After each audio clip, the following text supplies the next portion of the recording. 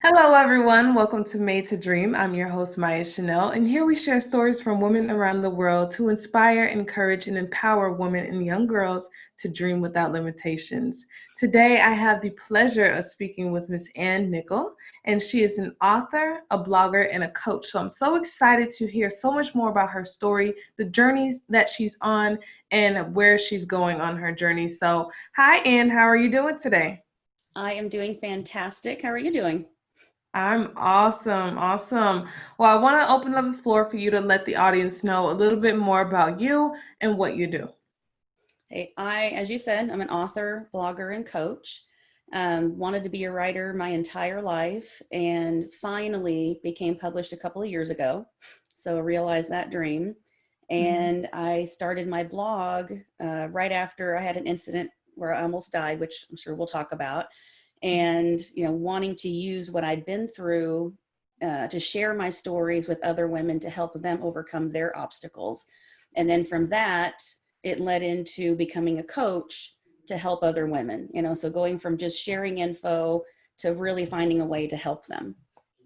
Love it, love it. So I want to dig a little deeper into this story. Let us know how you got started. I don't know how far you want to go back, whatever you want to share. Just let us know how you got started on this journey as an author, blogger, and coach. Right. Well, like I said, the author part, has been a lifelong dream since I was a kid. Mhm.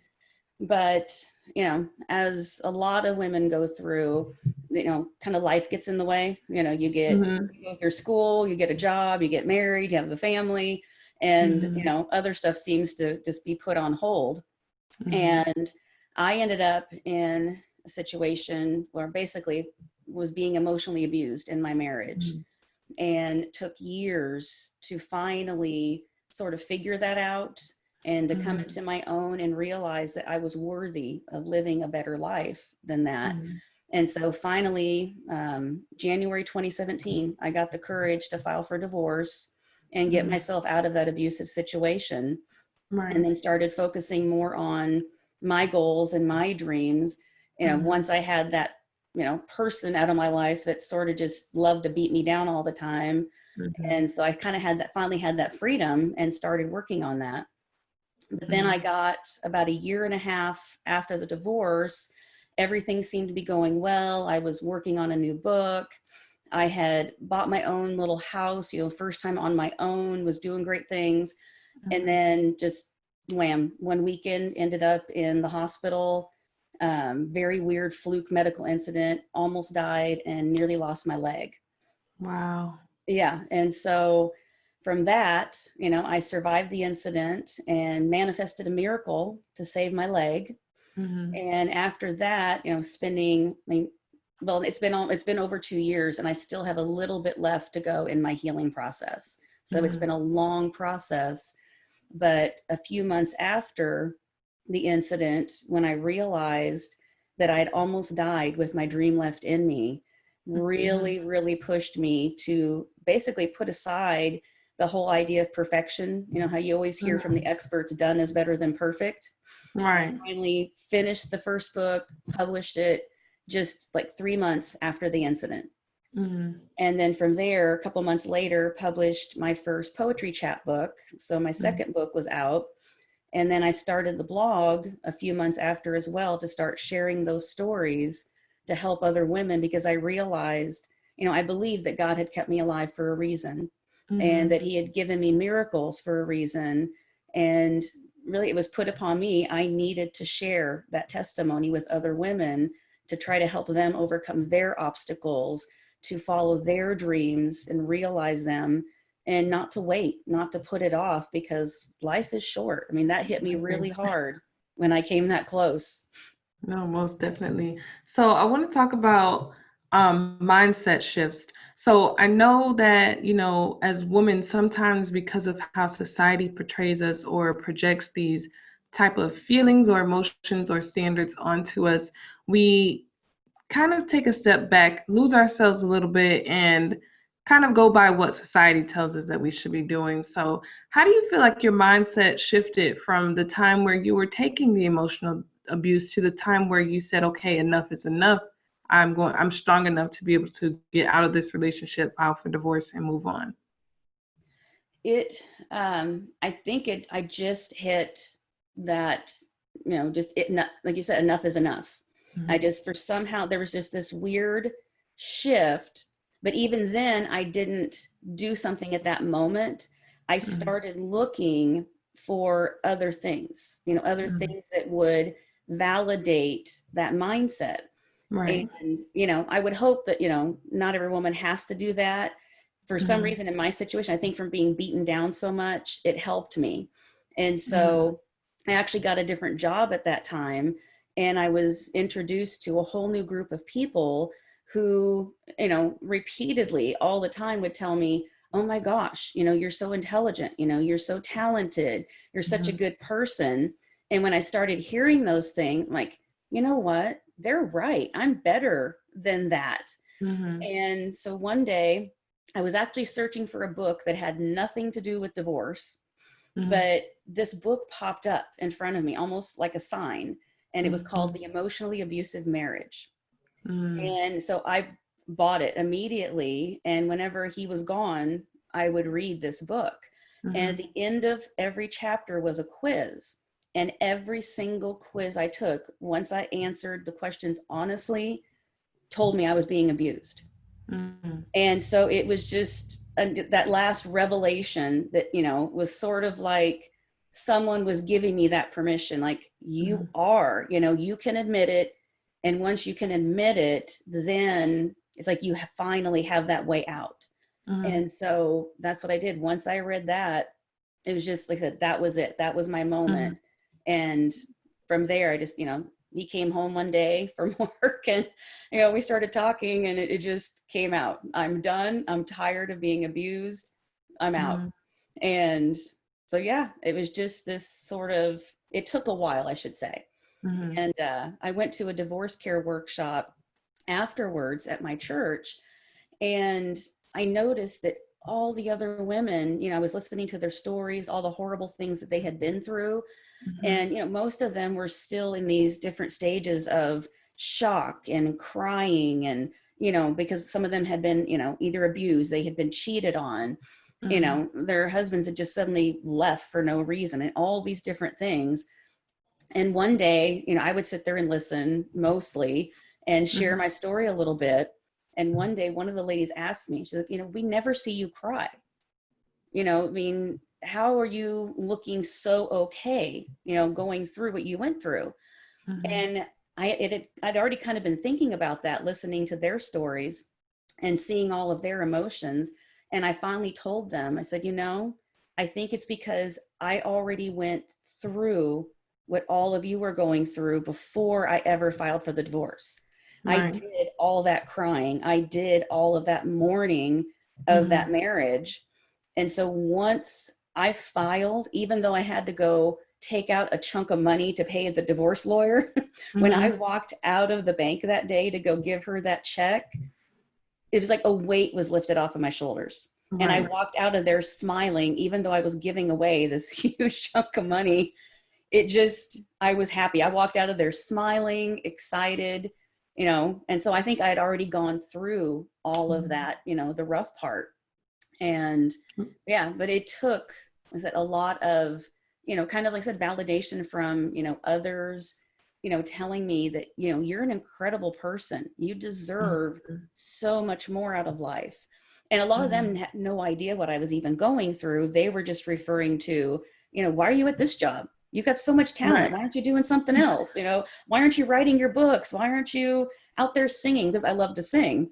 And so just like I said, hearing those things sort of helped give me that push that I needed. Mhm. And once I got that and I started telling myself, I am worthy, I am worthy, I am worthy. Mhm. And it was sort of a repetition. I had to keep reminding myself of it until, Mhm. like I said, I got to that stage where it clicked and I finally believed it. So, Right. I think it's so interesting how even though we may try to ignore the fact, our bodies or our subconscious already knows when we're experiencing negativity in our lives. Just think about it. If you didn't feel like you were in a negative situation, you wouldn't have even picked up that book because you would have been like, oh, that's pretty irrelevant to me. Mhm. our bodies know exactly what we are experiencing, and it kind of tries to push us out of that space, even though we try to suppress those feelings so much. So I think that's really interesting. Yeah, it really does. Like I said, and after going through that, that was one of the other reasons I wanted to help other women is, or girls, is to kind of, I even talk to my nieces sometimes, because they both have turned 21, Mhm. they're dating. And I always try to, just make them remember, no matter what relationship you get in, you are important. You Mhm. are worthy. What you feel matters. And if you Mhm. ever are with someone who doesn't make you believe that too, Mhm. run. Right. I warn them. I said, because you are worth more than that. And I'll tell Mhm. them, focus on your dreams, focus on your goals, because, you are the only person you are going to have your entire life. Mhm. You are your number one. And it is not selfish to concentrate on you and put Right. yourself first. Be giving, be kind to others, but Mhm. remember that if you aren't taking care of yourself, you can't take care of anybody else either. Right. If that bucket is empty, you have nothing to give to someone Mhm. else. And like I said, I've learned all of that over just these last few years. Mhm. And so, yeah, I just feel this push to want to share it with others in Mhm. hopes that they don't get in that same situation, or if they are in that situation, to help them get out of it, Mhm. or at least, sometimes it doesn't mean completely getting out of a marriage or a relationship. It means just learning to put yourself first and Right. And realizing standing that up you for yourself. exactly. And if that Mhm. person gets it, then great. If they want to come along with you in that Mhm. and make it a better relationship. But if they don't, then Mhm. that's your sign. Move on and either be fine on your own and wait till you find that person who respects you for you, because Right. you're deserving of it. And I think a Right. lot of women and girls, sorry, I keep going on, they don't realize, I think, even especially if they've, had a rough childhood. I Mhm. actually took in a teenager who had had a rough childhood, adopted her, and finished raising her. And it was Mhm. rough because she had been so beaten down and had been told that, she wasn't smart. She wasn't pretty. She wasn't worthy of doing great things. And she would Mhm. never amount to anything, never do anything. Mhm. And so it took a lot of working with her over the years to make her see that, Mhm. don't listen to those people. Those people are just jealous because you still have that opportunity ahead of you. They're Mhm. lost in their lives. That's why they put you down. It's horrible that Right. parents do that to their children. Mhm. That they do, there's a reason for it, because they aren't Right. happy in their own lives. Don't let them put their issues on you. Mhm. You are important. You do matter. You are smart, and you can do anything you put your mind to.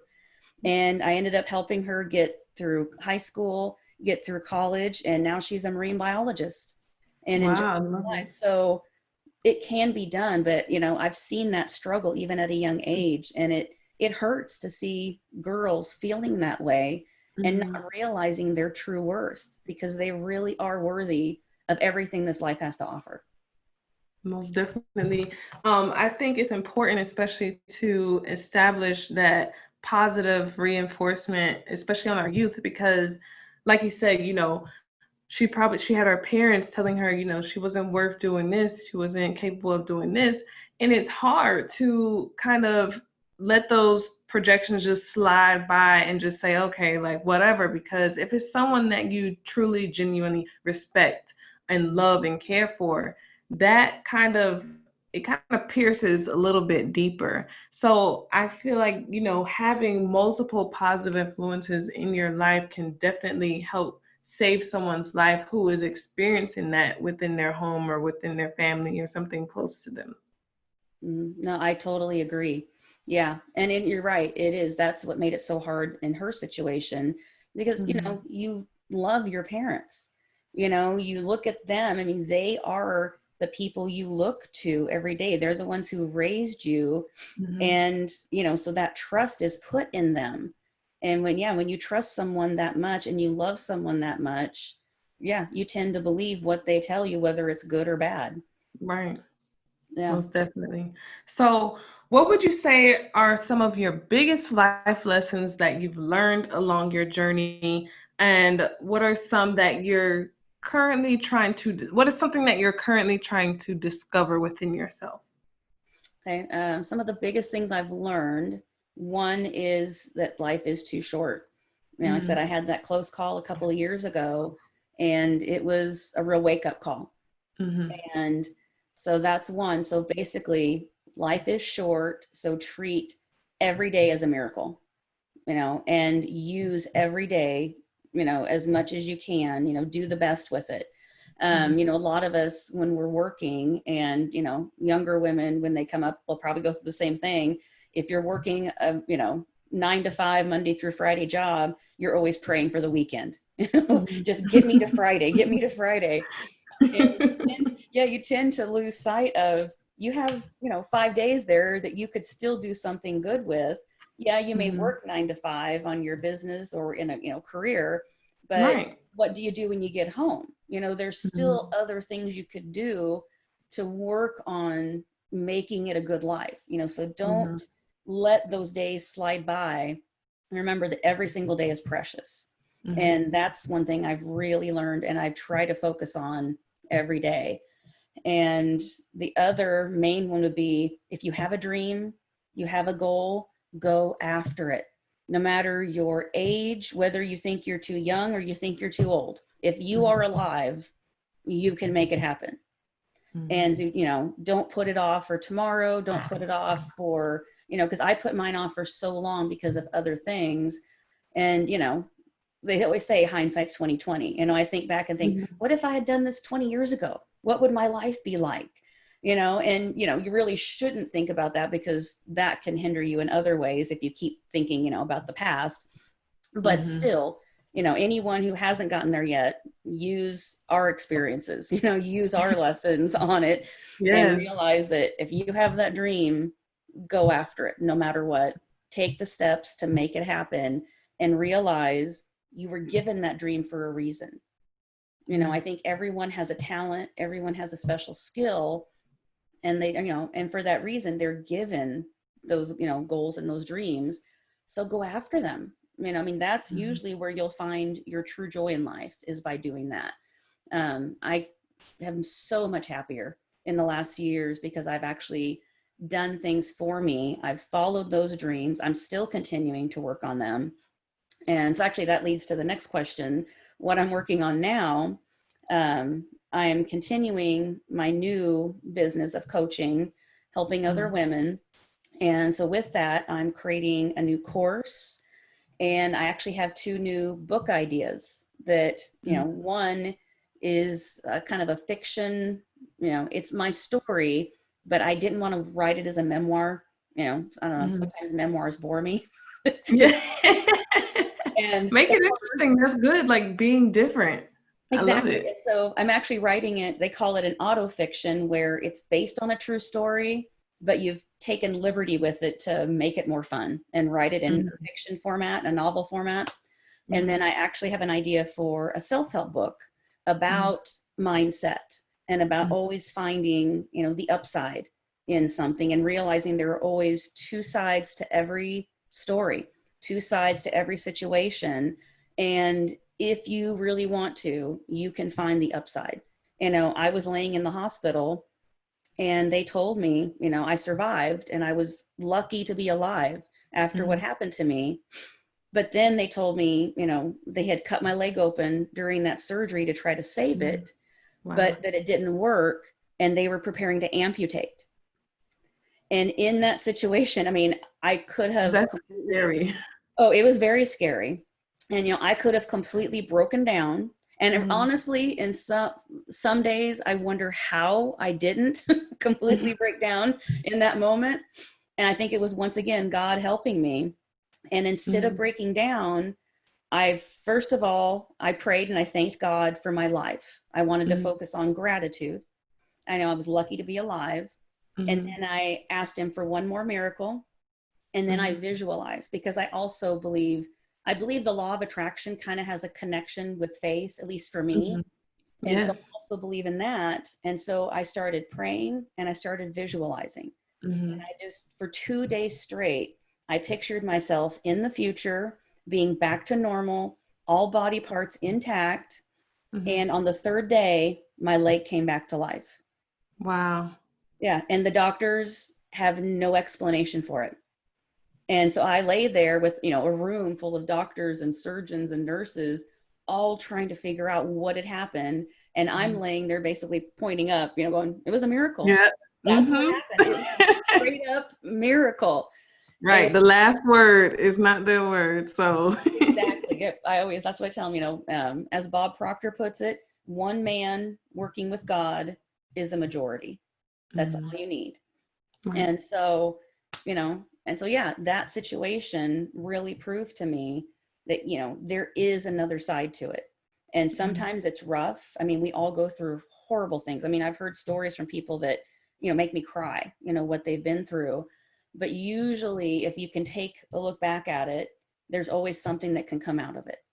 Yeah. You can always find an upside to, to everything. Right. And so that's the idea for that book. So those are the things I'm working on now. And basically every day I'm still working on improving myself and improving Mhm. my mindset, because it is, I think, a lifelong journey. It is a Yeah. lifelong lesson. And that's what people think Mhm. too. They may see people who are doing really well, and they've got money, they've got the house, they've got all these great things, and Mhm. they don't realize that it's a full-time job, just keeping that mindset and staying Right. positive and staying focused. At least, that's what I believe. I think that No, it definitely is because you come across so many different obstacles every day in your life. And you may have this mindset one day and then something tragic happens the next day and now you're rebuilding that whole mindset over again. So mhm, it's like it's constantly working on yourself every day. And I myself, even though I feel like I have a very strong mindset, I continue to work on it. I listen to audiobooks, I listen to podcasts, just strengthening my mindset, knowing that, if something doesn't go my way one day, it's not the end of the world. But, you have to make yourself to believe that you have to put yourself in a great space to say, okay, I know that I will just be able to work harder towards this, continue to grow within myself, and continue to build upon, what it is that I'm working on. yep, yeah, so true. It is. It's an everyday thing. So, if you had to say one thing to women and young girls to inspire them to dream without limitations, what would it be? Oh, basically, no matter who you are, where you've been, where you're from, even what you've done, you matter. Hmm. You are worthy of living a beautiful life. And don't let anyone tell you anything else other than that. You are Hmm. worthy of it. And if you have a dream, you have a goal, go after it. And and it's not just for you. I believe if you have that dream, you have that goal, going after it not only matters for you, it matters for the people who may be watching you. The next young girl who comes up after you and sees that you maybe did what she felt was impossible, you realized the dream, that's going to pass down the hope to Hmm. someone else. So just to keep on believing that and keep moving forward no matter what happens towards that goal, towards that dream, because you are worthy of it and of making your life the best life possible. I love it. I love it. Well, thank you so much, Anne, for sharing your story with us here today. So inspiring, truly an inspiration to women around the world and young girls who are coming up, who are building themselves, who are going to experience different things in life. So I'm so excited to have had you here to share your story here today. I do want to give you the opportunity to allow the audience to know if they'd like to reach you for services or to just follow your journey. How can they do that? They can find me on wonderfullyworthy.com. That's my blog if they want to read posts and read more about my journey, and that also has links to my books and other things. So wonderfullyworthy.com. Awesome, awesome. Well, we have that in the show notes as well as always. And we thank everyone once again for tuning in to Made to Dream. I'm your host, Maya Chanel, and we'll see you next time.